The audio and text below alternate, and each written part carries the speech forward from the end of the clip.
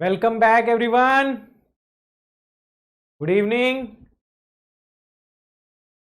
क्या हो गया, कहां गए सबके सब? डिनर करके सो तो नहीं गए?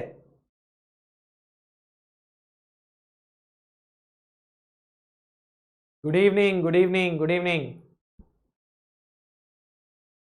Good evening, welcome back. स्वागत है आप लोगों का in the first lecture of shear stresses in beams. Good evening बेटा, गुड इवनिंग। तो बेंडिंग स्ट्रेसेस कैलकुलेशन के बाद अब हम नेक्स्ट कार्यवाही करने वाले हैं बीम्स के केस में। मैंने आपको बताया था हमने शियर फोर्स और बेंडिंग मोमेंट जो कैलकुलेट किया बीम के क्रॉस सेक्शन में, उससे हमें दो स्ट्रेसेस मिलेंगे, एक शियर फोर्स की वजह से शियर स्ट्रेस और एक बेंडिंग मोमेंट की वजह से बेंडिंग स्ट्रेस, है ना। तो बेंडिंग स्ट्रेस का कैलकुलेशन तो हम लोगों ने देख लिया, अब हमें शियर स्ट्रेस का कैलकुलेशन देखना है। बीम्स में शियर स्ट्रेसेस कैसे कैलकुलेट होते हैं, ठीक है।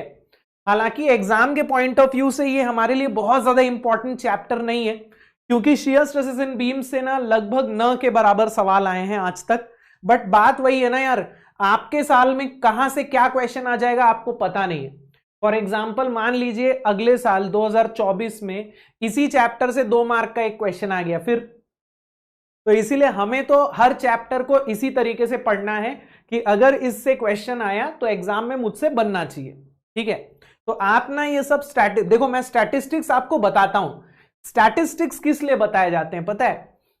आपको कौन सा चैप्टर किस डेप्थ में पढ़ना है वो चीज आप डिसाइड कर सकते हो इस बेसिस पे कि इससे कितने सवाल आ रहे हैं, फ्रीक्वेंटली कितने सवाल आते हैं, है ना। जैसे कोई चैप्टर से बहुत फ्रीक्वेंटली सवाल आता है तो उसको आप घुस घुस के पढ़ो, बहुत ज्यादा क्वेश्चंस करो। लेकिन किसी चैप्टर से कम सवाल आते हैं तो उसको थोड़ा सा कम प्रैक्टिस के साथ भी आप पढ़ सकते हो। लेकिन पढ़ना आपको हर चैप्टर है, आपको सवाल हर चैप्टर के बनने चाहिए। ऐसा नहीं है कि शियर स्ट्रेस इन बीम से बहुत कम सवाल आते हैं, ठीक है चलो लेक्चर बंद, सीधे कल मिलेंगे, ऐसा नहीं करना है। आपको पढ़ना सब कुछ है। और मजे की बात यह है कि इस चैप्टर से अगर सवाल आएगा भी ना तो बड़ा आसान सवाल आएगा। अभी तक जितने आए हैं बहुत 2-3 क्वेश्चन ही आए हैं और बहुत ही सिंपल आए हैं। तो इस चैप्टर से अगर सवाल फंसेगा बड़ा सिंपल सा फंसेगा। तो ऐसे चैप्टर्स तो बिल्कुल पढ़ने चाहिए जिनसे सवाल बहुत सिंपल आते हैं, ठीक है। चलिए, तो इस लेक्चर में हम लोग बेसिकली शियर स्ट्रेस की इक्वेशन देखेंगे और शियर स्ट्रेस का डिस्ट्रीब्यूशन समझेंगे कि शियर स्ट्रेस जो है वो किसी भी क्रॉस सेक्शन में किस तरीके से डिस्ट्रीब्यूट होता है, कैसे वैरी करता है, ठीक है। अब सबसे पहले तो मैं आपको शियर स्ट्रेस की इक्वेशन समझा देता हूं, ओके। देखिए, किसी भी बीम में अगर मैं किसी सेक्शन में शियर स्ट्रेस कैलकुलेट करना चाहता हूं ड्यू टू शियर फोर्स, तो उसकी वैल्यू क्या होती है? वैसे तो हम मोस्ट ऑफ द कंपोनेंट्स में जब शियर की वजह से स्ट्रेस डेवलप होता है तो उसको इस फॉर्मूले से कैलकुलेट कर लेते हैं।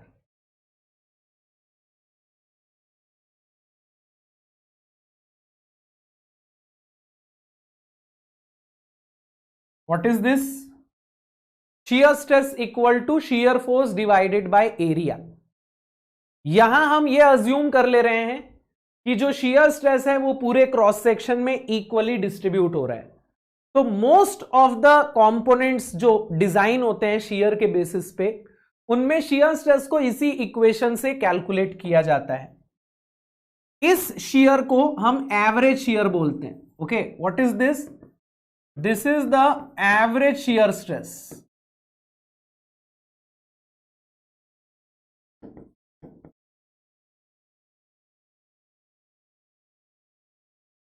ठीक है, तो ऐसे बहुत सारे कंपोनेंट्स हैं। For example bolt, rivets, welds, ऐसे छोटे छोटे बहुत सारे कंपोनेंट्स होते हैं जिनमें ना शियर फोर्स डेवलप होता है, शियर स्ट्रेस डेवलप होता है। तो उनमें जब शियर स्ट्रेस कैलकुलेट किया जाता है तो हम सीधे फोर्स अपॉन एरिया करके निकाल लेते हैं।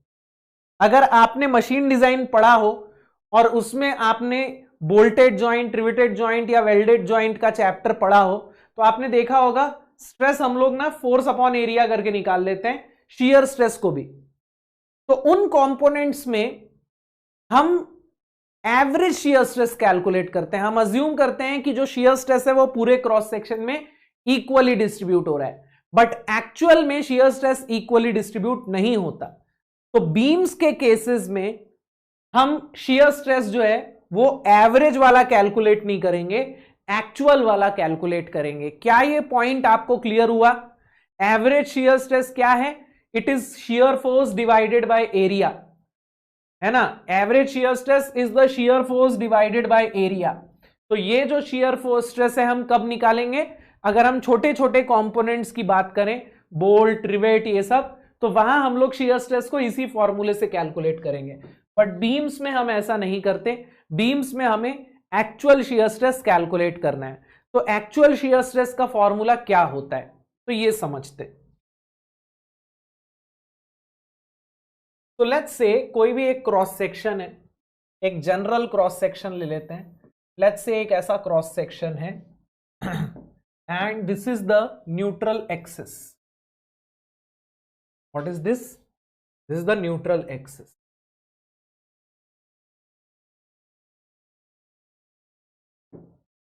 ठीक है।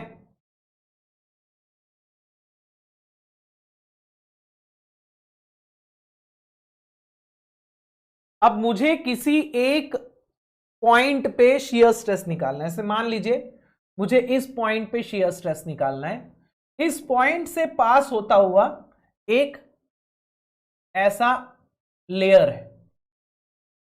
What is this? This is a layer. इसको मैं एक्स एक्स बोल देता हूं। इस लेयर पे हर पॉइंट पे शियर स्ट्रेस बराबर ही होगा, ठीक है। प्रैक्टिकली ऐसा होता नहीं है, प्रैक्टिकली इस लेयर के भी अलग अलग पॉइंट्स पे शियर स्ट्रेस अलग अलग होता है। बट मान लेते हैं कि इस लेयर पे हर पॉइंट पे शियर स्ट्रेस बराबर है। जैसे बेंडिंग स्ट्रेस एक लेयर के हर पॉइंट पे बराबर होता है ना, वैसे ही शियर स्ट्रेस भी मान लीजिए इस लेयर के हर पॉइंट पे बराबर है। तो हमें इस लेयर का शियर स्ट्रेस कितना मिलेगा, हमें ये कैलकुलेट करना है। Okay,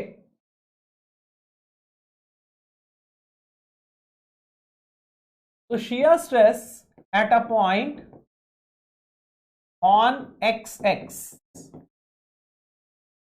tau xx is equal to how much?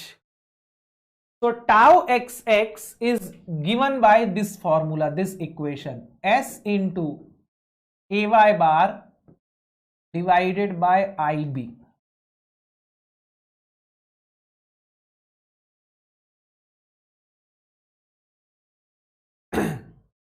अब इसमें क्या चीज क्या है मैं आपको अच्छी तरह समझा देता हूं।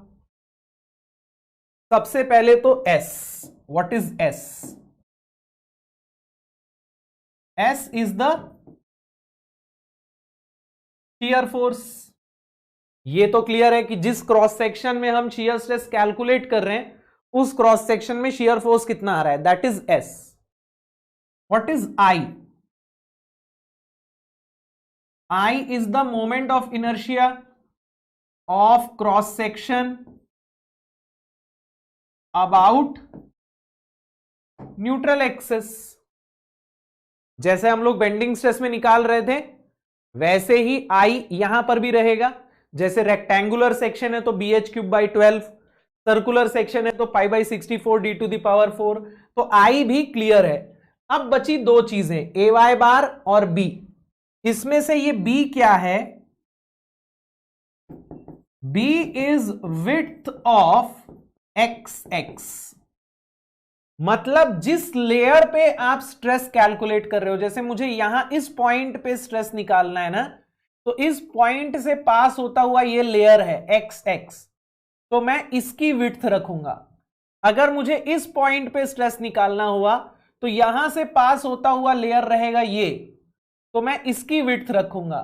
अगर मैं इस पॉइंट पे स्ट्रेस निकाल रहा हूं तो इससे पास होता हुआ लेयर है ये, तो मैं इसकी विड्थ रखूंगा। तो B क्या है बेटा? जिस पॉइंट पे आप टाउ निकाल रहे हो उस पॉइंट से पास होता हुआ जो लेयर है उस लेयर का विड्थ। यहां तक चीजें आपको क्लियर है? S क्या है, I क्या है और B क्या है। अब आती है सबसे इंपॉर्टेंट चीज की बारी, विच इज AY बार। अब AY बार क्या होता है मेरे भाई? हम लोगों ने इससे पहले देखा था AY बार क्या है। What is A Y bar? A Y bar किसको बोलते हैं? What is A Y bar? Moment of inertia नहीं रे भाई, ए वाई बार किसको बोलते हैं?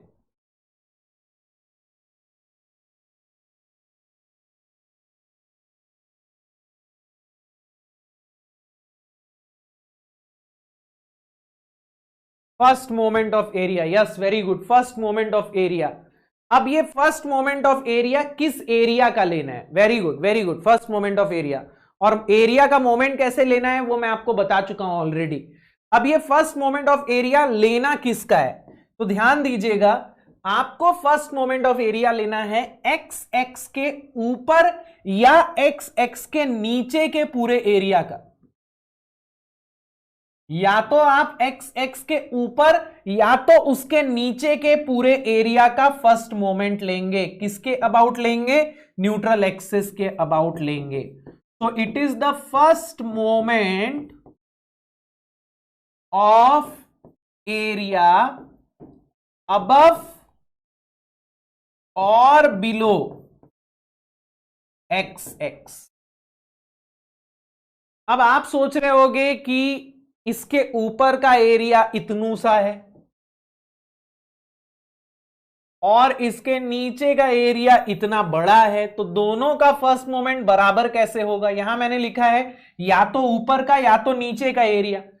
तो बेटा वो ऐसा इसीलिए होगा क्योंकि न्यूट्रल एक्सिस के एक तरफ का एरिया अगर आप पॉजिटिव लोगे तो दूसरे तरफ का नेगेटिव ले लोगे। ठीक है, ए वाई बार में से जो वाई होगा ना, अगर मैं ऊपर पॉजिटिव लूंगा तो नीचे नेगेटिव लूंगा, तो कुल मिला के आपको ऊपर नीचे दोनों से एरिया सेम मिलेगा, first moment of area same मिलेगा। ओके, तो first moment of area above और below X X about neutral axis. ठीक है, तो आपको शियर स्ट्रेस हर पॉइंट पे अलग मिलेगा। कैसे अलग मिलेगा? तो देखिए, हर पॉइंट पे S की वैल्यू तो सेम होगी, I की वैल्यू तो सेम होगी, लेकिन हर पॉइंट के लिए B अलग होगा और AY बार अलग होगा। जैसे अगर मैं टॉप के पॉइंट की बात करूं, अगर मैं यहां टॉप पे कोई पॉइंट लूं तो इसके लिए टाउ की वैल्यू क्या होगी? इसके ऊपर एरिया कितना है? इसके ऊपर एरिया कितना है? अगर मैं टॉप पे कोई पॉइंट ले लूं, यहां कोई पॉइंट ले लूं, तो यहां एरिया कितना है? 0 है। तो इस पॉइंट के लिए टाउ की वैल्यू होगी 0। वैसे ही अगर मैं बॉटम पे कोई पॉइंट लूं तो बॉटम के नीचे एरिया कितना है? 0 है। तो यहां पे भी टाउ की वैल्यू क्या होगी? 0। तो टॉप और बॉटम लेयर पे हमेशा टाउ की वैल्यू 0 होगी और बीच में टाउ कहीं पे एक जगह मैक्सिमम आएगा। कहां मैक्सिमम आएगा वो आपको आगे देखने को मिलेगा, बट बीच में कहीं मैक्सिमम आएगा। ठीक है, तो टाउ हर पॉइंट पे डिफरेंट आएगा। तो जब बीम में टाउ निकालते हैं तो हम इस फॉर्मूले से निकालते हैं, लेकिन ये हम सिर्फ बीम में यूज करते हैं। बाकी अगर कहीं शियर स्ट्रेस आता है तो यूजुअली हम इसी फॉर्मूले से निकाल लेते हैं, shear force divided by area करके निकाल लेते हैं। क्लियर हो चुका है क्या ये? इस दिस पॉइंट क्लियर? यस। अब ये जो टाउ हम निकाल रहे हैं ये कौन सा वाला टाउ है? विच टाउ इज दिस? जैसे हम लोगों ने टॉर्शन में देखा था ना, कौन सा वाला टाउ हम निकालते हैं, tau x y, tau x z. तो वैसे ही ये कौन सा वाला टाउ है ये भी डिस्कस कर लेते हैं भैया। तो मान लीजिए ये आपकी बीम है,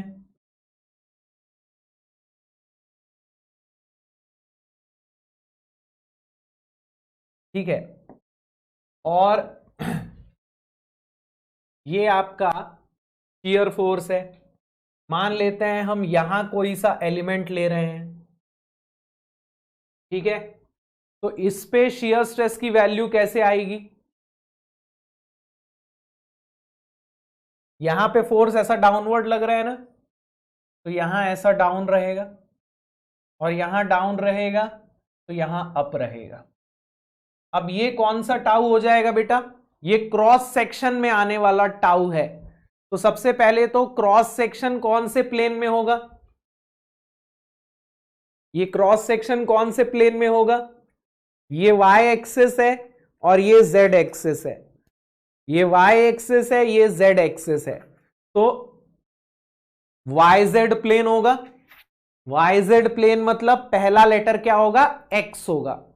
ठीक है, yz प्लेन, क्रॉस सेक्शन का प्लेन yz प्लेन होगा, y और z, तो yz प्लेन, और पहला लेटर क्या हो जाएगा उसका? टाउ का x हो जाएगा।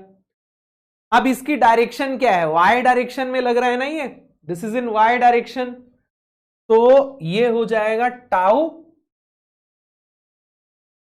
xy, है ना? This will be tau xy। अब यहां ऐसा लग रहा है तो यहां ऐसा लग रहा होगा ऊपर के प्लेन में, ये कॉम्प्लीमेंट्री आएगा ना भाई, तो ये कौन सा टाउ हो जाएगा? This will be tau yx।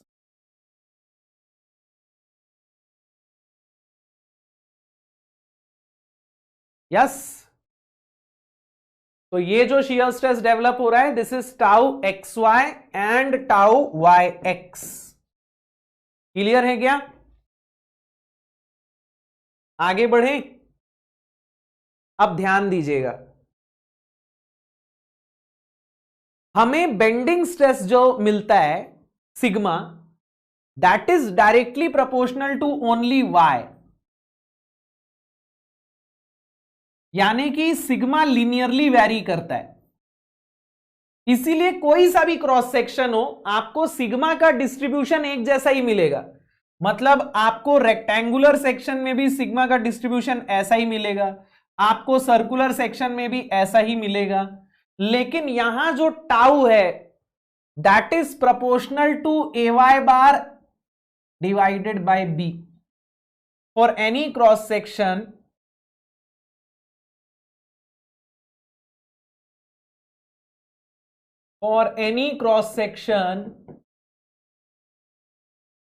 tau will be directly proportional to ay bar divided by b, है ना? तो यहां टाउ कैसा वेरी करेगा? Tau varies parabolically from top to bottom of the cross section. Tau कैसा vary करेगा? Top से bottom तक पैराबोलिकली वेरी करेगा। टॉप से बॉटम तक अगर मैं टाउ का डायग्राम बनाऊंगा तो पैराबोला बनेगा, लेकिन इसका डायग्राम अलग अलग क्रॉस सेक्शंस के लिए थोड़ा अलग अलग बनता है। अलग अलग क्रॉस सेक्शंस में टाउ की मैक्सिमम वैल्यू अलग अलग जगह पे आती है। बेंडिंग स्ट्रेस फिक्स है, बेंडिंग स्ट्रेस y के प्रोपोर्शनल होगा, सबके लिए एक जैसा डायग्राम बनेगा, ऐसा लाइन बनेगा, और हमेशा टॉप और बॉटम में ही उसकी वैल्यू मैक्सिमम आएगी, चाहे आप कोई सा भी सेक्शन ले लो। लेकिन टाउ जो है उसका डायग्राम अलग अलग बनता है, कहीं ऐसा बनेगा, कहीं ऐसा बनेगा, ठीक है, कहीं ऐसा भी बनता है उसका डायग्राम। तो अलग अलग टाइप का डायग्राम देखने को मिलता है, और इसकी मैक्सिमम वैल्यू अलग अलग सेक्शंस के लिए अलग अलग जगह पे आती है। किसी के लिए सेंटर पे आएगी, किसी के लिए कहीं, किसी के लिए कहीं। तो आपको यह पता होना चाहिए कि कुछ जनरल सेक्शंस के लिए टाउ कैसे वैरी करता है, उसका डायग्राम कैसा बनता है, उसकी मैक्सिमम वैल्यू कहां पे आती है। ठीक है, हर सेक्शन के लिए, दुनिया भर के सेक्शन के लिए तो हम नहीं देख पाएंगे, बट कुछ ऐसे जनरल सेक्शंस हैं जो यूजुअली इंजीनियरिंग में यूज होते हैं, तो उन सेक्शंस के लिए हमें कम से कम ये याद होना चाहिए कि टाउ ऊपर से नीचे तक कैसे वैरी करता है, डायग्राम कैसा बनता है, और इसकी मैक्सिमम वैल्यू कहां आती है, टॉप से लेके बॉटम के बीच में किस पॉइंट पे टाउ मैक्सिमम होता है।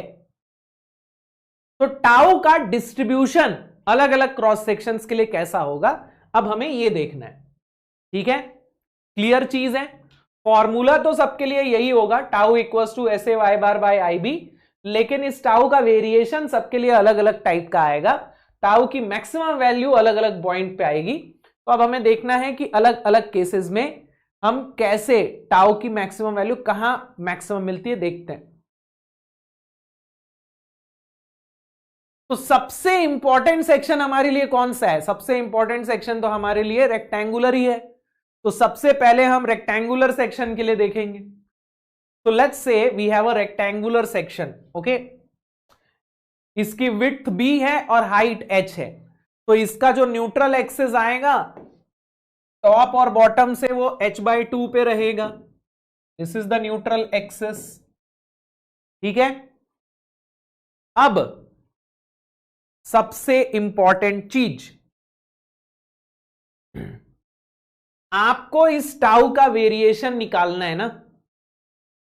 तो आप एक लेयर कंसीडर कर लो किसी y डिस्टेंस पे और उस लेयर का टाउ निकाल लो। तो आपको टाउ की एक इक्वेशन मिल जाएगी y के टर्म्स में। वहां से आपको पता चल जाएगा कि y के साथ टाउ कैसा वेरी कर रहा है, ठीक है। तो हम क्या करने वाले हैं, we are going to consider a layer. Let's consider this layer. ये दिख रहा है ना, विजिबल है ना? यस, विजिबल है। Let's consider this layer. Let's say this is x, okay, and let's say this layer is at a distance y. ये layer यहां से किस डिस्टेंस पे है? It is at a distance y.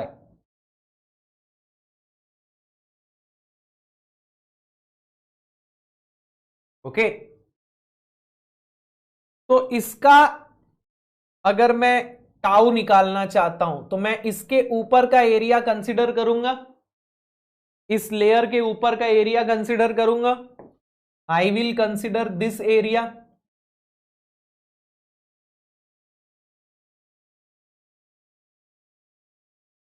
Yes, so what will be this?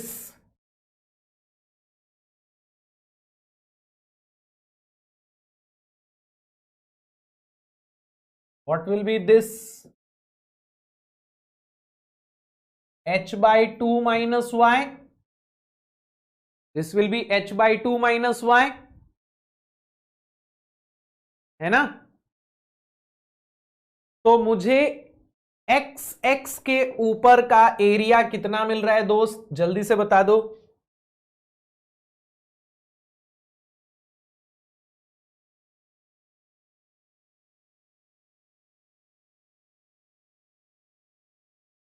b into h/2 minus Y मिल रहा है क्या? ये डेरिवेशन मेरे साथ कीजिए। रेक्टेंगल के लिए कम से कम आपको ये डेरिवेशन पता होना चाहिए। तो b into h/2 minus Y, ये हो गया आपका एरिया। अब इसके लिए y बार कितना होगा? इसके लिए y बार कितना होगा दोस्त? इसके अगर मैं सेंटर से यहां तक का डिस्टेंस निकालूं तो ये y बार कितना आएगा दोस्त? What will be this y bar? What will be this y बार? इस एरिया के सेंटर से न्यूट्रल एक्सिस तक का डिस्टेंस कितना आएगा? तो इसकी वैल्यू y प्लस इसका आधा हो जाएगा ना, y प्लस इस हाइट का आधा, है ना। तो चलिए निकाल लेते हैं y बार की value. y bar will be equal to y plus half of h/2 minus y। So this is y plus h/4 minus y/2. So this will be equal to y/2 plus h/4. तो क्या मैं यहां से y bar को half of y plus h/2 plus y लिख सकता हूं?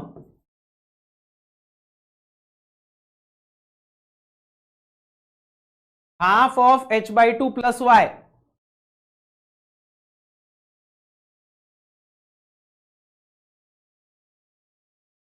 तो ये आपका एरिया हो गया। This is your area and this is your Y bar. अब बना लो यार टाउ की इक्वेशन फटाफट से टाउ की इक्वेशन बना लो। S A Y bar divided by I B, value रख दो और फटाफट से निकाल लो।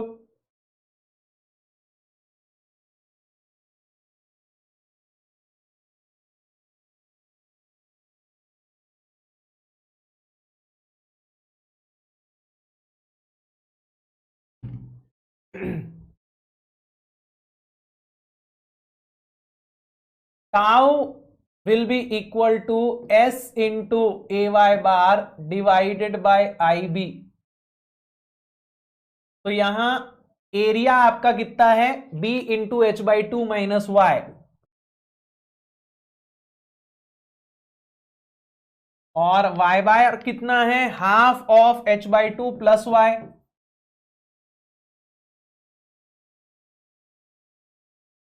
डिवाइडेड बाय आई कितना है B H cube by 12 into B. अब ये 12 ऊपर चला जाएगा, 2 नीचे आ जाएगा, तो ये हो जाएगा 6। ठीक है, b से b कैंसल हो जाएगा। ये a plus b a minus b का फॉर्मूला बन रहा है क्या, h by two plus y h by two minus y. तो मुझे कुछ कुछ ऐसा मिल रहा है 6s by b H cube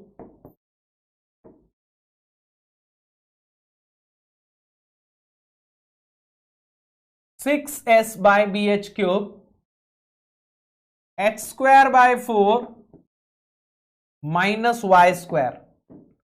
आपको ये इक्वेशन मिल रही है क्या, 6s by b H cube h square by 4 minus y square. तो इस इक्वेशन में टाउ y के साथ कैसे वेरी कर रहा है, देखो ये चीज तो कांस्टेंट है, ये भी कांस्टेंट है, y खाली वेरी करेगा ना। तो टाउ y के साथ कैसा वेरी कर रहा है, पैराबोलिकली वेरी कर रहा है। Yes, very good. अब हमें ये तो पता है कि भाई टाउ जीरो जो है वो टॉप और बॉटम पे आएगा। यहां से भी आप देख सकते हो y equal to h by two अगर मैं रखूंगा तो टाउ विल बिकम जीरो। तो टॉप और बॉटम पे टाउ की वैल्यू जीरो होगी, लेकिन टाउ मैक्सिमम किधर आएगा, टाउ मैक्सिमम किधर आएगा, टाउ की मैक्सिमम वैल्यू किस वैल्यू पे आएगी, y की किस वैल्यू पे आएगी,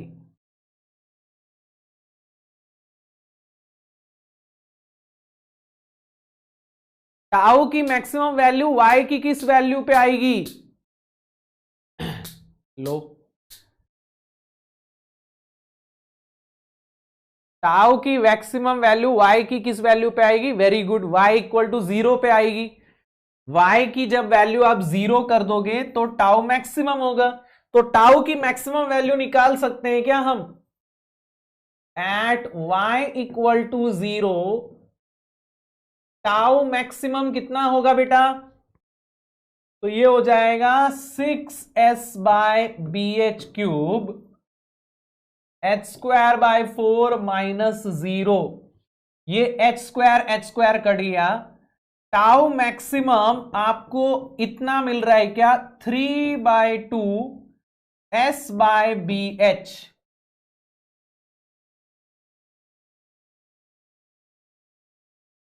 अब ये s बाय बी एच क्या है बेटा, याद है हम लोगों ने शुरू में ही देखा था, फोर्स अपॉन एरिया है ना, बी एच क्या है, एरिया है ना। तो फोर्स अपॉन एरिया को मैं टाउ एवरेज लिख सकता हूं क्या, तो tau maximum is 3 by 2 times of tau average.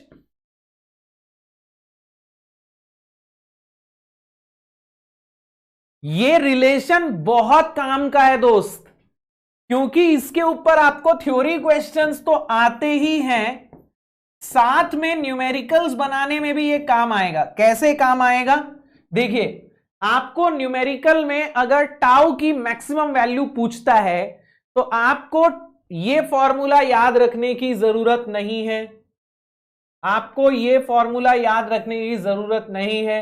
ये फॉर्मूला भी याद रखने की जरूरत नहीं है, आपको बस ये रिलेशन याद रखना है। अगर ये रिलेशन याद है तो आप टाउ मैक्सिमम आराम से कैलकुलेट कर सकते हैं।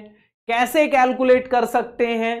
तो बेटा अगर मैं टाउ एवरेज निकाल लूं फोर्स अपॉन एरिया करके और उसमें मैं सिर्फ 1.5 से मल्टीप्लाई कर दूं, then I will get the value of tau maximum. हाँ कि ना?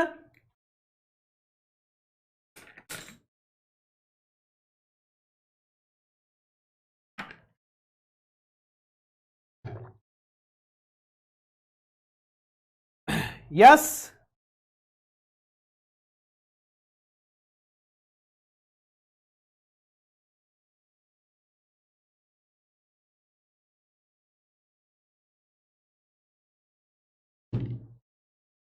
Very good. तो at y equal to 0 you will get tau maximum which will be equal to 3/2 times of tau average. Okay, तो अब हम लोग इसका डायग्राम ड्रॉ कर लेते हैं, फटाफट से इसका डायग्राम ड्रॉ कर लेते हैं। ठीक है, तो ध्यान दीजिएगा इसका डायग्राम कैसा बनेगा। देखिए, अगर आपका क्रॉस सेक्शन सिमेट्रिक है, मतलब सेंटर के अबाउट क्रॉस सेक्शन सिमेट्रिक है, ऊपर नीचे सेम है, तो आपका टाउ का वेरिएशन भी सिमेट्रिक बनेगा। आप इस इक्वेशन से भी देख सकते हैं। यहां मैं y की प्लस में जो वैल्यू रखूंगा उस पे जो टाउ आएगा, माइनस की वैल्यू में भी वही टाउ आएगा। जैसे यहां y equal two plus h/2 पे मेरे को जो मिलेगा, माइनस h/2 पे भी वही मिलेगा। प्लस h/3 पे जो मिलेगा, माइनस h/3 पे भी वही मिलेगा। तो आपको यहां सेंटर के ऊपर नीचे डायग्राम एकदम सिमेट्रिक मिलेगा क्या? क्यों मिल रहा है ऐसा? क्योंकि आपका क्रॉस सेक्शन ही सिमेट्रिक है। क्रॉस सेक्शन अगर सेंटर के ऊपर नीचे सेम है तो टाउ का डायग्राम भी ऊपर नीचे सेम बनेगा। ठीक है, और आपको सेंटर पे मैक्सिमम वैल्यू मिल रही है न्यूट्रल एक्सिस पे।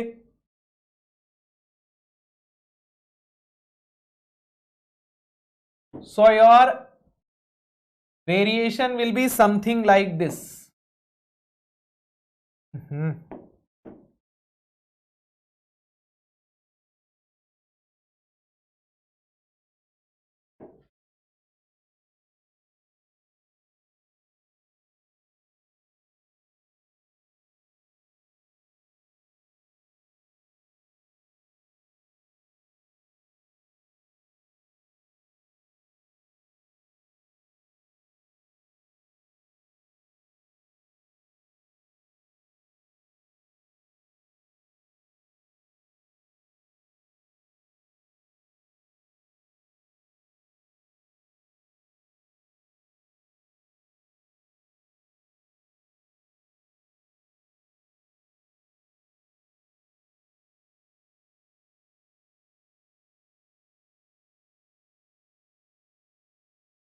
लो, बन गया परफेक्ट पैराबोलिक डायग्राम।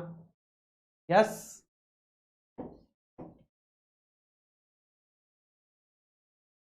क्या क्या करना पड़ रहा है। बचपन में मैं इतने गंदे नोट्स बनाता था कि टीचर्स ना मेरी नोटबुक देख के बोलते थे ये तो फेल हो जाएगा। उनको क्या पता था बड़ा होके मैं इतने सुंदर नोट्स बनाऊंगा। यस, तो ये बन गया आपका टाउ मैक्सिमम का, सॉरी, टाउ के वेरिएशन का डायग्राम। ठीक है, चलिए अब देखो, ये रेक्टेंगुलर सेक्शन था, सबसे ज्यादा सवाल इसी से आते हैं और एक एग्जाम्पल तो लेना ही था, इसीलिए मैंने आपको ना ये पूरा डेरिवेशन करवाया। लेकिन हर सेक्शन के लिए ये डेरिवेशन करने की जरूरत नहीं है, ये डेरिवेशन इंपॉर्टेंट नहीं है। और ये वाला जो फॉर्मूला है ना, ये भी याद रखना इंपॉर्टेंट नहीं है। आपको सिर्फ दो चीजें ध्यान में रखनी है, दो चीजें याद रखनी है। पहली, ये डायग्राम, ये डायग्राम कैसा दिखता है और टाउ मैक्सिमम कहां आता है। तो एक चीज तो आपको ये याद रखना है, ठीक है। और दूसरी चीज क्या याद रखनी है, टाउ मैक्सिमम और टाउ एवरेज के बीच का रिलेशन, टाउ मैक्सिमम और टाउ एवरेज के बीच का रिलेशन, ठीक है। क्लियर है?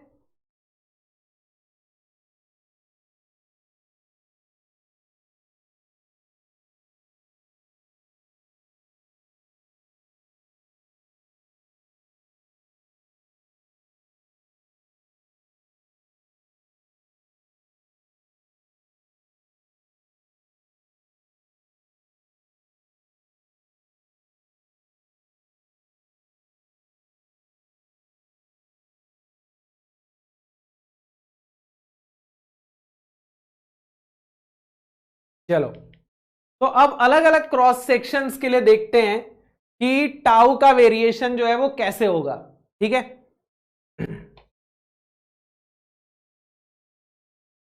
तो सबसे सेकंड नंबर पे सर्कुलर सेक्शन।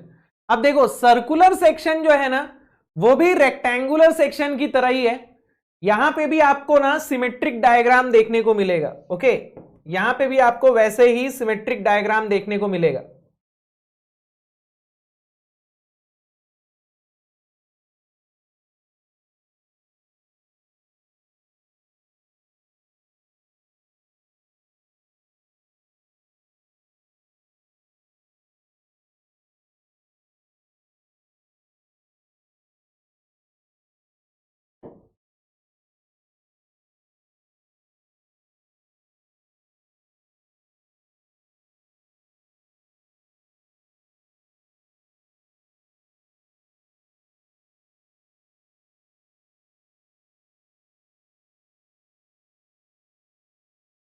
यहां हाथ से ही बना लेते हैं। और यहां पे भी टाउ मैक्सिमम जो आएगा वो सेंटर पे आएगा जहां न्यूट्रल एक्सिस होता है, ठीक है। तो you will get tau maximum here. ये डायग्राम्स आप लोग भी बना लीजिए ताकि आपको भी ये लगभग याद सा हो जाए। तो this is your tau maximum, ठीक है। तो न्यूट्रल एक्सिस पे ही यहां पे भी टाउ आएगा, टाउ मैक्सिमम आएगा। और यहां पर भी आपको सिमेट्रिक डायग्राम देखने को मिलेगा, लगभग रेक्टेंगुलर सेक्शन जैसा ही। बट यहां टाउ मैक्सिमम और टाउ एवरेज का जो रिलेशन है ना वो डिफरेंट रहेगा। टाउ मैक्सिमम और टाउ एवरेज का रिलेशन यहां थोड़ा अलग रहेगा। Tau maximum here will be equal to 4/3 times of tau average. Tau maximum will be 4/3 times of tau average.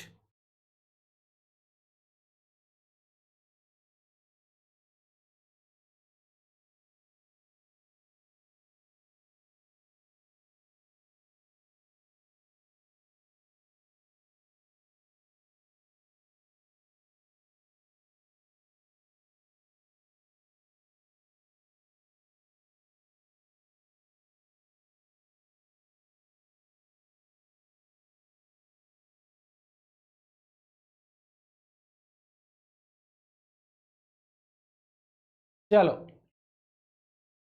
तो ये है सर्कुलर सेक्शन। रेक्टेंगुलर सेक्शन के बाद अगर आप देखोगे तो सबसे ज्यादा सवाल आपको ना सर्कुलर सेक्शन पे ही मिलेंगे, ओके।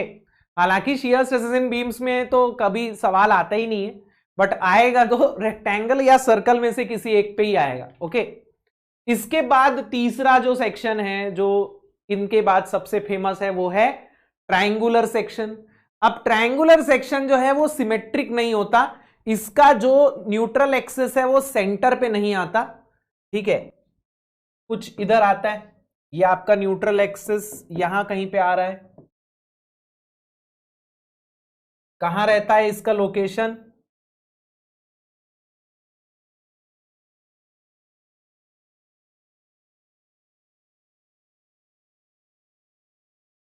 यहां से h/3 और यहां से 2H/3, है ना। इसके लिए जब आप डायग्राम बनाओगे तो लगभग कुछ इस प्रकार का डायग्राम आपको देखने को मिलेगा।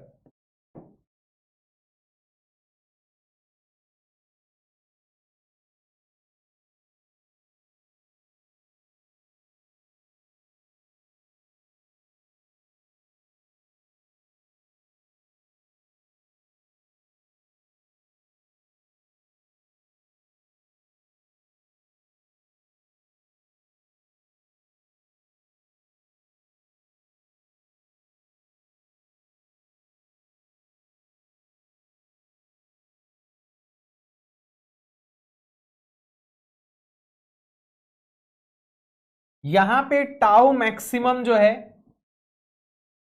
वो सेंटर पे ही आता है, ट्रायंगल में भी फॉर सम रीजन।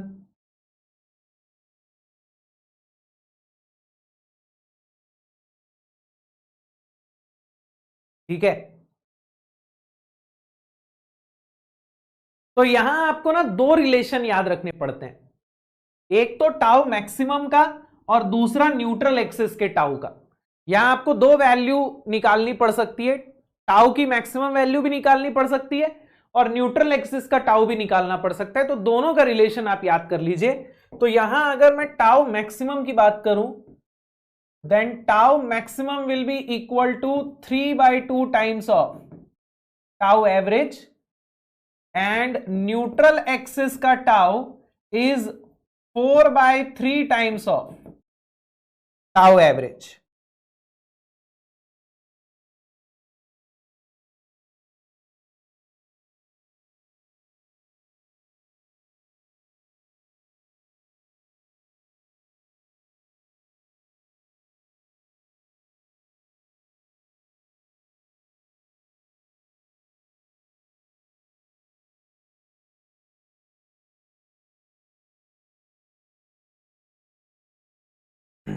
चलो, तो दिस वाज ट्रायंगुलर सेक्शन।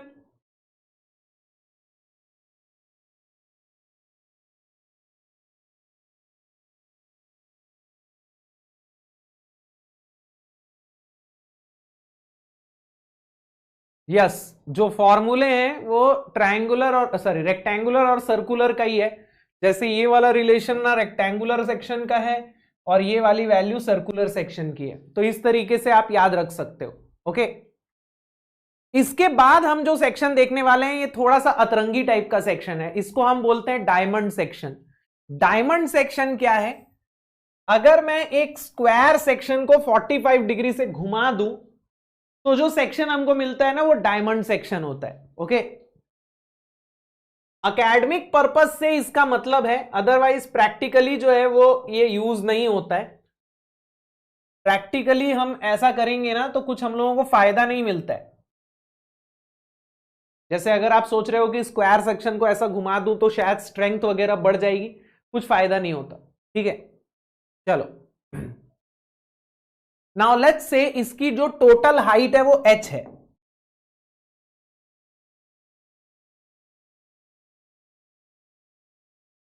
अब सेक्शन तो ये भी सिमेट्रिक ही है ना।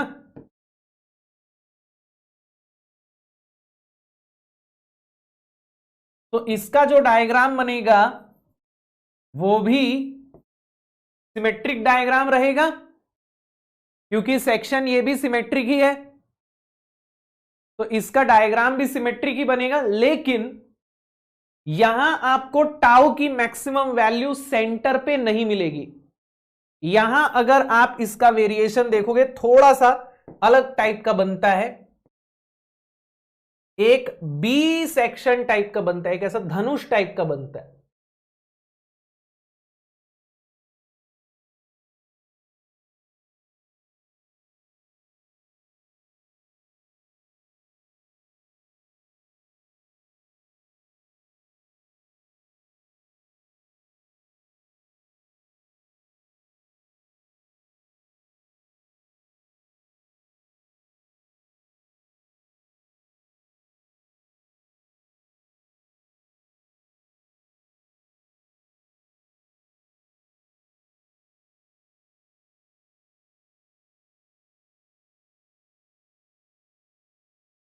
यस, so this is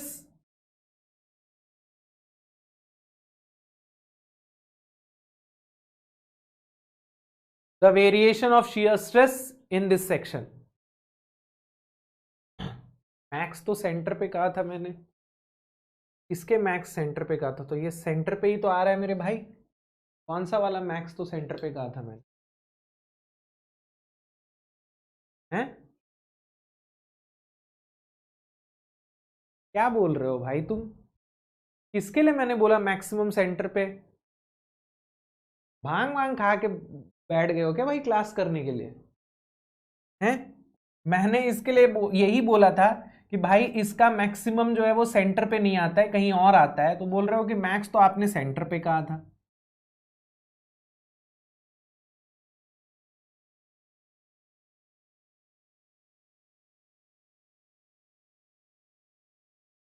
चलो,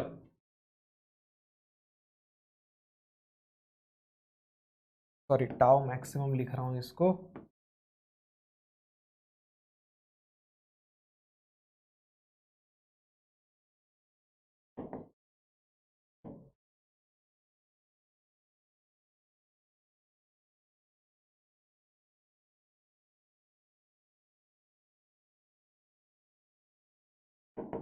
तुम लोग भी बनाते रहना दोस्त, बना बना के ही ये चीजें याद होती हैं, ठीक है ना?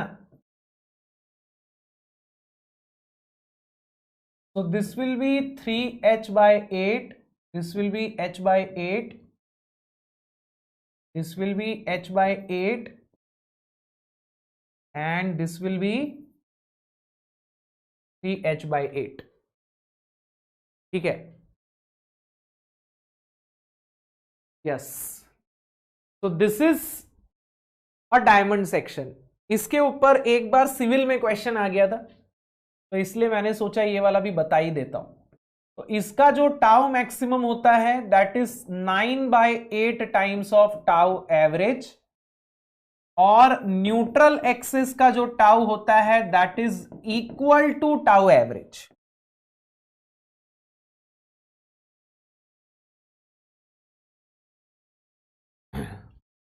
यस, इंद्रजीत पहले से पढ़ के रखा है मतलब।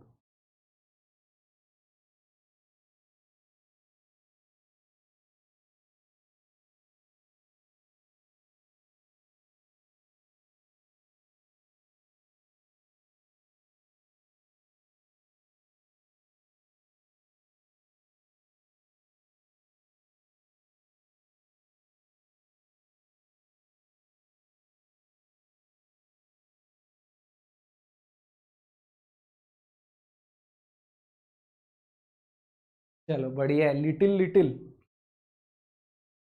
चलो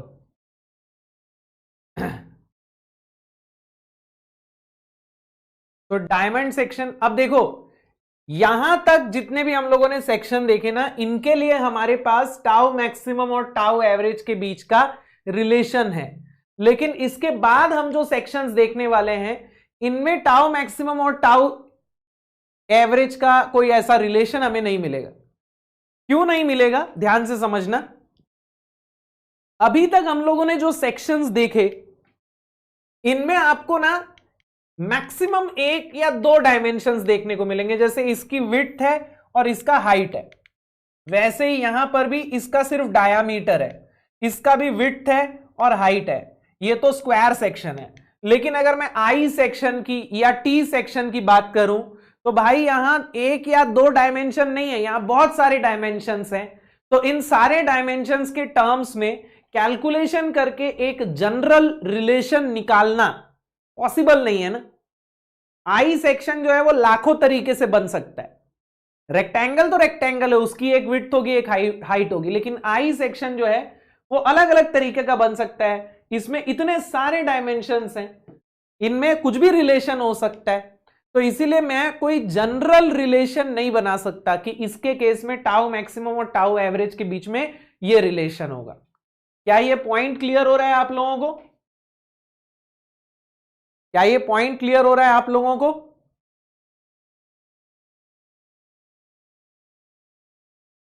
यस, वेरी गुड। अब ना आपको ना आई सेक्शन और टी सेक्शन के केस में एक बहुत इंटरेस्टिंग चीज देखने को मिलेगी। क्या देखने को मिलेगी, ध्यान से देखना। अभी तक हम लोगों ने जितने भी सेक्शंस देखे, इन सेक्शंस में जो एरिया का चेंज हो रहा है वो काफी ग्रेजुअल हो रहा है ना। जैसे यहां पे भी देखिए विड्थ का चेंज, जैसे अगर यहां पे देखूं तो मैं विड्थ का चेंज हो रहा है जैसे यहां पे, तो ग्रेजुअली चेंज हो रहा है ना। ट्रायंगल के केस में भी विड्थ का चेंज देखिए ग्रेजुअली चेंज हो रहा है। लेकिन आई सेक्शन और टी सेक्शन में क्या होता है, ध्यान देना, ये जो पार्ट होता है ना इसको फ्लेंज बोलते हैं। What is this? This is known as flange. Okay ना। जैसे आई सेक्शन या टी सेक्शन बनते हैं ना, तो ये जो पार्ट है this is known as flange, and ये जो पार्ट है this is known as web. इन सेक्शंस को फ्लेंज्ड सेक्शंस बोलते हैं। जानते हो क्यों? इन सेक्शंस की खासियत क्या है, इनमें फ्लेंज क्यों लगाया जाता है? ताकि आपका जो मोमेंट ऑफ इनर्शिया है ना वो बढ़ जाए। देखो फ्लेंज सेक्शन में हम करते क्या है, जो हमारा मैक्सिमम एरिया होता है उसको हम सेंटर से दूर लेके चले जाते हैं ना। देखिए ये आपका मैक्सिमम एरिया है, इसको आप सेंटर से दूर लेके चले गए, तो फ्लेंज लगाते इसलिए ताकि मोमेंट ऑफ इनर्शिया बढ़ जाए। तो आप देख सकते हैं कि इस पॉइंट पे ये जो जंक्शन है ना, दिस इज द जंक्शन, इस पॉइंट पे विड्थ जो है वो सडनली चेंज हो रही है ना। यहां पे विड्थ देखिए कितनी है और यहां पे विड्थ देखिए कितनी है। विड्थ जो है वो एकदम सडन चेंज हुई है इस पॉइंट पे, जंक्शन पे, राइट। तो यहां पे जो आपको विड्थ का सडन चेंज देखने को मिल रहा है, इसकी वजह से टाउ भी सडनली चेंज होता है। देखो टाउ आपका क्या होता है, what is the equation of tau? Tau is s A Y bar divided by I b. ठीक है। अब यहां जंक्शन पे आपको दो अलग अलग विड्थ देखने को मिल रही है, एक फ्लेंज की विड्थ देखने को मिल रही है और एक वेब की विड्थ देखने को मिल रही है ना। आपको जंक्शन पे एक तो फ्लेंज की विड्थ देखने को मिल रही है और एक वेब की विड्थ देखने को मिल रही है। तो यहां विड्थ की दो वैल्यू मिल रही है, इसी पॉइंट पे विड्थ की दो वैल्यू मिल रही है ना। तो आपको यहां टाउ की भी दो वैल्यू देखने को मिलेगी। यहां tau will be inversely proportional to b. तो जैसे बी की दो वैल्यू मिल रही है, टाउ की भी आपको दो वैल्यूज मिलेंगी। ओके।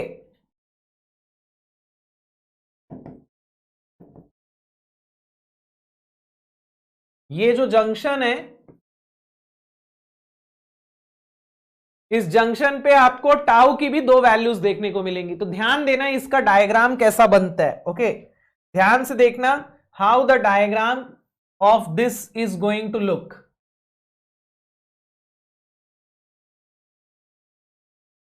आपको इनिशियली ना इस तरीके का डायग्राम देखने को मिलेगा, पैराबोलिकली ये नीचे आएगा। उसके बाद इस जंक्शन पे इसकी दो वैल्यूज हो जाएंगी कुछ इस प्रकार से। फिर ये वापस ऐसे ग्रेजुअली चेंज होगा और फिर वापस यहां नीचे भी इसको वैसा ही कुछ चेंज देखने को मिलेगा। तो आप देख सकते हो जिस पॉइंट पे वेब और फ्लेंज मिल रहे हैं वहां you are getting two different values of tau, right. Tau maximum यहां सेंटर पे ही आएगा, this is tau maximum. Okay, अब मुझे थोड़ा बताना कि यहां टाउ वेब और फ्लेंज में से ये कौन सा होगा, ये वेब का टाउ होगा कि फ्लेंज का टाउ होगा? ये जो कम टाउ आएगा, मिनिमम टाउ आएगा, ये वाला टाउ, ये वेब का होगा कि फ्लेंज का होगा?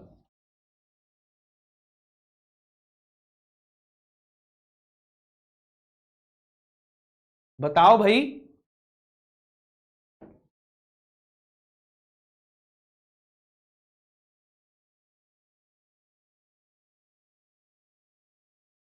देखो, tau is inversely proportional to b, tau is inversely proportional to b, तो जिसका बी कम होगा उसका टाउ ज्यादा होगा, जिसका बी ज्यादा होगा उसका टाउ कम होगा। तो फ्लेंज का बी ज्यादा है तो फ्लेंज का टाउ कम होगा, वेब का बी कम है तो वेब का टाउ ज्यादा होगा। वेब और फ्लेंज के टाउ में एक रिलेशन होगा। ओके, मान लेते हैं कि this is the width of flange and this is the width of web। width of flange मान लेते हैं बी एफ है और width of web मान लेते हैं बी डब्ल्यू है। Okay, so at the junction of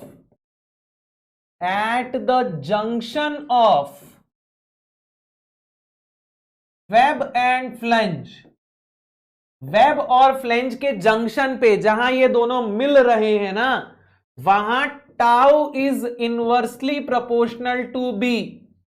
तो मैं लिख सकता हूं tau of web divided by tau of flange equal to b of flange divided by b of web. इसके ऊपर एक बार न्यूमेरिकल भी आ चुका है गेट में।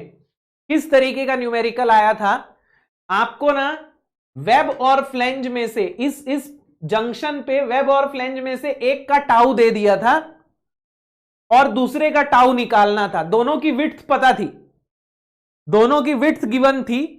ठीक है, गेट में आया था या इंजीनियरिंग सर्विसेज में आया था, आई डोंट रिमेंबर, शायद या तो गेट सिविल में आया था, मैकेनिकल में तो नहीं आया है, या तो गेट के सिविल में आया था या तो इंजीनियरिंग सर्विसेज में आया था। तो आपको यहां दोनों में से एक का टाउ दे दिया था, दोनों की विड्थ गिवन थी और दूसरे का टाउ निकालना था। तो आप ये रिलेशन यूज कर सकते हो। क्लियर है क्या? ये वाला कॉन्सेप्ट क्लियर है सबको?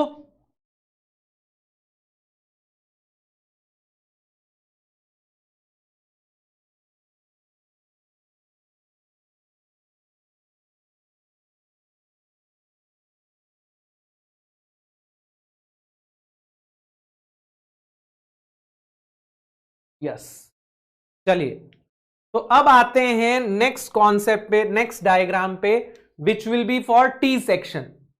अब टी सेक्शन भी एक फ्लेंज सेक्शन ही है, फर्क यह है कि यहां एक ही तरफ फ्लेंज है, दोनों तरफ फ्लेंज नहीं है। ठीक है, तो अगर मैं इसका डायग्राम बनाऊंगा तो सिमेट्रिक डायग्राम नहीं मिलेगा, अनसिमेट्रिक डायग्राम मिलेगा और कुछ इस प्रकार से मिलेगा। यहां पे भी जंक्शन पे टाउ जो है वो सडनली चेंज करेगा कुछ इस प्रकार से,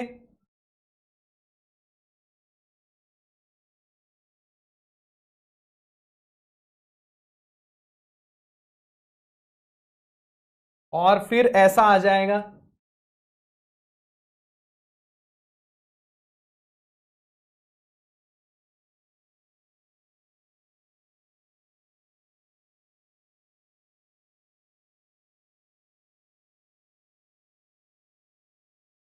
यहां पे भी सेम ही कॉन्सेप्ट है वेब और फ्लेंज के टाउ को लेके।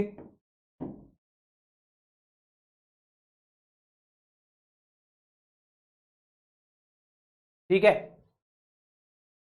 बस यहां अनसिमेट्रिक डायग्राम बन रहा है, बाकी तो आई सेक्शन वाले कॉन्सेप्ट यहां पे भी लगेंगे।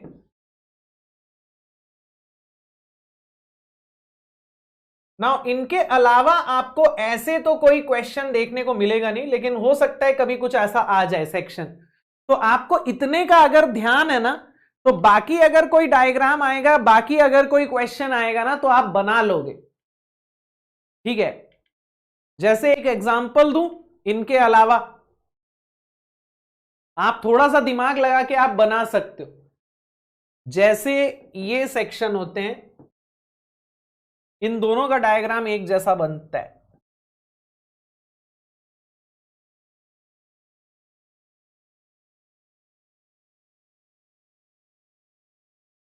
ये होते हैं एच सेक्शन या प्लस सेक्शन।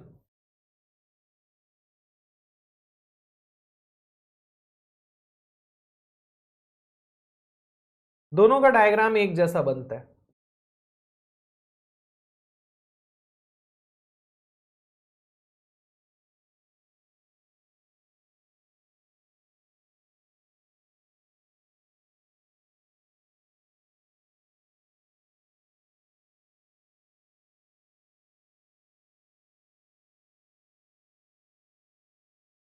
तो इनके केस में आप थोड़ा सा दिमाग लगा के ट्राई करके डायग्राम बना सकते हो क्या?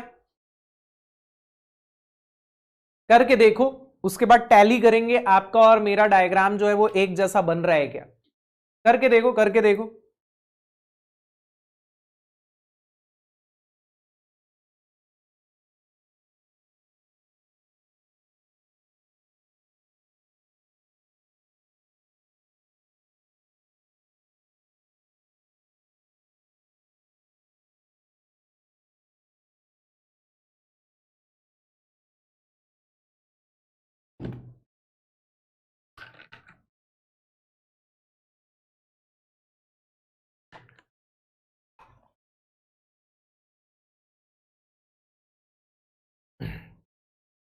देखिए, ऊपर से लेके यहां तक तो आपको पैराबोलिक वेरिएशन ही देखने को मिलेगा। फिर यहां पे भी ना फ्लेंज सेक्शन है, बट यहां उल्टा हो रहा है। देखो, इससे पहले क्या हो रहा था, इससे पहले विड्थ अचानक से रिड्यूस हो रही थी, यहां विड्थ अचानक से इंक्रीज हो रही है, यहां विड्थ अचानक से इंक्रीज हो रही है। तो विड्थ जब अचानक से रिड्यूस हो रही थी तो टाउ इंक्रीज हो रहा था। तो विड्थ जब अचानक से इंक्रीज होगी तो टाउ अचानक से रिड्यूस होगा, उल्टा होगा ना टाउ का वेरिएशन। तो आपको कुछ ऐसा डायग्राम देखने को मिलेगा, आपको कुछ ऐसा डायग्राम देखने को मिलेगा।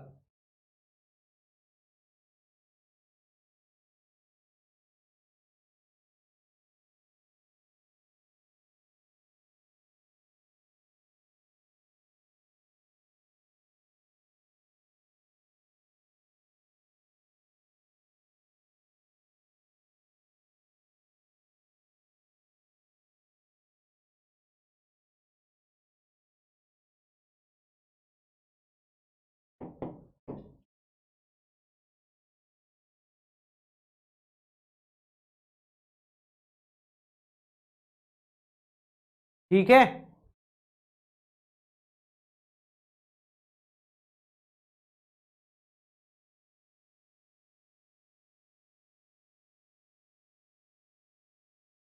चलो। हालांकि आपको ना इसके ऊपर बहुत खतरनाक क्वेश्चंस आएंगे नहीं, सिविल वालों को पूछ देता है, सिविल वालों को बड़े अतरंगी अतरंगी टाइप के सेक्शंस दे देता है और पूछता है इसका कैसा बनेगा डिस्ट्रीब्यूशन, उसका कैसा बनेगा। सिविल वालों के लिए ना शियर स्ट्रेसेस इन बीम्स ज्यादा इंपॉर्टेंट है कंपेयर टू मैकेनिकल। इसका रीजन बताऊं मैं आपको, आपको थोड़ा जान के इंटरेस्टिंग लग सकता है शायद, कि मैकेनिकल इंजीनियरिंग के लिए बेंडिंग स्ट्रेसेस ज्यादा इंपॉर्टेंट है, शियर स्ट्रेसेस इतने इंपॉर्टेंट नहीं है। लेकिन सिविल वालों को लिए शियर स्ट्रेसेस इन बीम्स इक्वली इंपॉर्टेंट है। रीजन बीइंग कि हमारे लिए देखो स्ट्रेसेस जो हैं वो इंपॉर्टेंट होंगे जिनकी वजह से फेलियर हो सकता है। अब देखो बेंडिंग स्ट्रेस जो है वो मैक्सिमम कहां आता है, बेंडिंग स्ट्रेस जो है वो मैक्सिमम कहां पे आता है, बेंडिंग स्ट्रेस मैक्सिमम आता है टॉप और बॉटम पे। और टॉप और बॉटम पे शियर स्ट्रेस क्या होता है, टॉप और बॉटम पे शियर स्ट्रेस होता है जीरो। शियर स्ट्रेस मैक्सिमम कहां आता है, जैसे मान लीजिए सर्कुलर सेक्शन की बात करूं तो शियर स्ट्रेस मैक्सिमम आता है सेंटर पे, और सेंटर पे बेंडिंग स्ट्रेस होता है जीरो। मतलब जहां शियर स्ट्रेस मैक्सिमम आ रहा है वहां बेंडिंग स्ट्रेस जीरो है, और जहां बेंडिंग स्ट्रेस मैक्सिमम आ रहा है वहां शियर स्ट्रेस जीरो है, इन लगभग मोस्ट ऑफ द केसेस। अब ना जो मेटल के कंपोनेंट्स होते हैं उनमें जो फेलियर होता है वो बेंडिंग की वजह से होता है, और जो वुडन कंपोनेंट्स होते हैं ना, वुडन बीम्स वगैरह जो होती हैं, उनमें जो फेलियर होता है वो शियर की वजह से होता है। अब ये हमें कैसे पता चला, ये हमें पता चला बाय द फेलियर। जब फेलियर हुआ ना तो हमने ये देखा कि जो वुडन बीम्स थी ना वो ऐसे फेल हो रही थी, जैसे ये बीम है मान लीजिए वुडन की, तो वो ऐसे फेल हो रही थी इस तरीके से, इस तरीके से सेंटर से, इस तरीके से, इस प्लेन से फेल हो रही थी। अब भाई बेंडिंग स्ट्रेस जो है वो तो सिर्फ क्रॉस सेक्शन में आएगा ना, लेकिन शियर स्ट्रेस क्रॉस सेक्शन के साथ साथ इस सेक्शन में भी तो आता है। ये देखो ना, ये कॉम्प्लीमेंट्री शियर आ रहा है ना, शियर स्ट्रेस इस प्लेन के साथ साथ इस प्लेन में भी आता है। तो वुडन बीम्स में हम लोगों ने इस तरीके का फेलियर देखा, तो हमको समझ में आया कि वुडन बीम्स किसकी वजह से फेल हो रही है, शियर की वजह से फेल हो रही है। लेकिन मेटल की सारी बीम्स जो है वो ऐसे ही फेल होती हैं, मतलब मेटल की बीम्स जो है वो किसकी वजह से फेल हो रही हैं, मेटल की बीम्स बेंडिंग की वजह से फेल हो रही हैं। ओके, तो अब हमारे लिए वुडन बीम्स का तो कोई मतलब है नहीं ना, हमारे लिए वुडन बीम्स का तो कोई मतलब है नहीं। हम जो है मेटल के ही स्ट्रक्चर, देखो पहली बात तो बीइंग अ मैकेनिकल इंजीनियर हमारा काम जो है वो मशीन्स डिजाइन करना है, लेकिन उस मशीन को आप स्ट्रक्चर के अंदर ही रखोगे ना, तो हमको स्ट्रक्चर भी बनाना पड़ता है, लेकिन हमारे स्ट्रक्चर मेटल के होते हैं। मशीन का जो स्ट्रक्चर होगा वो मेटल का होगा। जैसे गाड़ी, कार, कार का जो स्ट्रक्चरल पार्ट है, जो बॉडी है, वो मेटल की होती ना, लकड़ी की तो बनती नहीं है। तो हमारे लिए मेटल के कंपोनेंट्स इंपॉर्टेंट है, तो मेटल के कंपोनेंट्स बेंडिंग की वजह से फेल होंगे, उनमें शियर से फेलियर होगा ही नहीं। तो जब शियर से फेलियर होगा ही नहीं तो वो हमारे लिए रेलेवेंट है ही नहीं। ओके, आप ना ये चीज ध्यान देना, गेट में उन्हीं टॉपिक्स के ऊपर ज्यादा सवाल आते हैं जो टॉपिक्स प्रैक्टिकली हमारे लिए ज्यादा इंपॉर्टेंट है। पढ़ने तो हमें सब कुछ होते हैं, बेसिक नॉलेज तो हमें सबका चाहिए होता है, जैसे शियर स्ट्रेसेस इन बीम्स मैकेनिकल के सिलेबस में भी है, आपको उसका बेसिक नॉलेज तो होना ही चाहिए, लेकिन प्रैक्टिकली वो आपके लिए बहुत ज्यादा रिलेवेंट है नहीं। तो गेट में इसीलिए इससे सवाल भी कम आते हैं, ये चीज आप कभी गौर करना। गेट में उन्हीं टॉपिक्स के ऊपर ज्यादा सवाल आते हैं जो हमारे लिए प्रैक्टिकली रेलेवेंट है, जिनका प्रैक्टिकली हमारे लिए ज्यादा एप्लीकेशन है, तो उन्हीं टॉपिक्स के ऊपर गेट में एग्जाम में क्वेश्चंस भी ज्यादा आते हैं। क्योंकि ये गेट के प्रोफेसर्स जो है ना, आईआईटी के प्रोफेसर्स जो है ना, ये सोच समझ के सवाल बनाते, कहीं से टाप टूप के नहीं देंगे, ये सोच समझ के डिजाइन किया जाता है क्वेश्चन पेपर। क्वेश्चन पेपर काफी खास तरीके से डिजाइन होता है, उसमें थ्योरेटिकल क्वेश्चंस भी होने चाहिए, प्रैक्टिकल एप्लीकेशन से जुड़े क्वेश्चंस भी होने चाहिए, ये सारी चीजों का ध्यान दिया जाता है। तो इसीलिए ना आपको इन्हीं टॉपिक्स के ऊपर ज्यादा सवाल देखने को मिलेंगे। ओके, चलिए, तो बेटा आज के लिए इतना काफी है। न्यूमेरिकल्स जो है वो हम लोग नेक्स्ट क्लास में करेंगे, अभी हम लोग सिर्फ ये डिस्ट्रीब्यूशन कर्व्स पे ध्यान देते हैं। इन कर्व्स का आपको डायग्राम याद रखना है, और टाउ मैक्सिमम और टाउ एवरेज के बीच का रिलेशन, ये रिलेशंस जो भी हम लोगों ने लिखे हैं ना, ये याद रखना है। बाकी इसके ऊपर न्यूमेरिकल्स किस तरीके के आते हैं वो हम लोग कल देखेंगे। और शेयर से ही रिलेटेड एक बहुत इंपॉर्टेंट कॉन्सेप्ट है जो इससे पहले सिलेबस में नहीं था, लेकिन 2 साल 3 साल पहले सिलेबस में ऐड हुआ है, which is known as shear centre. Civil वालों के लिए ये हमेशा से सिलेबस में था, मैकेनिकल के सिलेबस में ये कभी भी नहीं था। तो शेयर सेंटर ये नया एक कॉन्सेप्ट ऐड हुआ है मैकेनिकल में, तो वो भी हम लोग कल की क्लास में देखेंगे। ठीक है, तो आज जल्दी छुट्टी का आनंद लीजिए, आराम कीजिए, बाकी फिर कल देखेंगे। और कल shear stress in beams complete करेंगे और एक बहुत बेहतरीन चैप्टर की शुरुआत करेंगे which is deflection of beams. मेरा one of the favourite chapter है। एसएफडी बीएमडी तो मेरे को बहुत अच्छा लगता ही है, साथ में शियर डिफ्लेक्शन ऑफ बीम्स में भी बड़ा मजा आता है, तो डिफ्लेक्शन ऑफ बीम्स भी स्टार्ट करेंगे। सर मैंने सॉम से ही बैच ज्वाइन किया है, तो ये पूछना है कि ईएम तो पिछले बैच में पढ़ाया था आपने, तो मेरे भाई आपने कौन सा बैच ज्वाइन किया है? अच्छा अच्छा, आपने अभी नया बैच ज्वाइन किया है क्या? तो कोई दिक्कत नहीं है ना, आपने डी बैच ज्वाइन किया होगा शायद ना, या फिर हाँ आपने डी बैच ज्वाइन किया होगा, बैच सी ज्वाइन किया, ठीक है कोई बात नहीं। आपके लिए इंजीनियरिंग मैकेनिक्स होगा ना, रिपीट होगा, इंजीनियरिंग मैकेनिक्स रिपीट होगा, सॉरी इंजीनियरिंग मैकेनिक्स बोल रहा हूं, हाँ इंजीनियरिंग मैकेनिक्स रिपीट होगा आप लोगों के लिए। बैच बी और सी, बी में भी हो क्या होगा शायद, इंजीनियरिंग मैकेनिक्स बी में हुआ था, सी वालों के लिए इंजीनियरिंग मैकेनिक्स रिपीट होगा। ठीक है, क्या वो ए बैच वाले कर सकते हैं? नहीं भैया, ए बैच वालों का इंजीनियरिंग मैकेनिक्स ऑलरेडी हो गया है ना, कितने बार पढ़ोगे? दोबारा पढ़ना है तो आप रिकॉर्डेड वाला देख लो वापस। ओके, सोनू निगम भी हमारे साथ हैं। अरे वाह यार, यार तुम्हारा नाम सच में सोनू निगम है या फिर तुमने रख लिया है? क्योंकि अगर तुम्हारा नाम सच में सोनू निगम है मेरे भाई, तो तुम्हारा तो मतलब जीना थोड़ा सा मुश्किल होगा, तुम्हें बड़ी तकलीफ देते होंगे तुम्हारे दोस्त। खैर, जोक्स अपार्ट,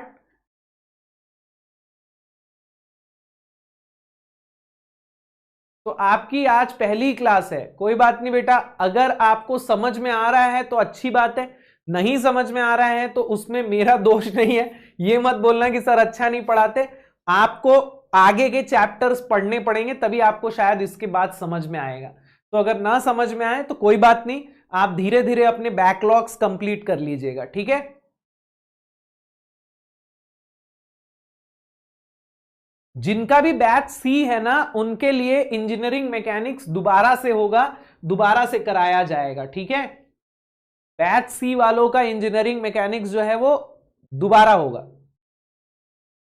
ओके, चलिए, अच्छी बात है बेटा, अगर समझ में आ रहा है तो उससे तो अच्छा कुछ है ही नहीं। बाकी आपके पुराने जो पिछले छूटे हुए लेक्चर्स हैं उनको वीकडेज में आप फटाफट से कंप्लीट कर लीजिए, ठीक है। चलिए, thank you so much, bye bye, take care, good night, good night बेटा, गुड नाइट।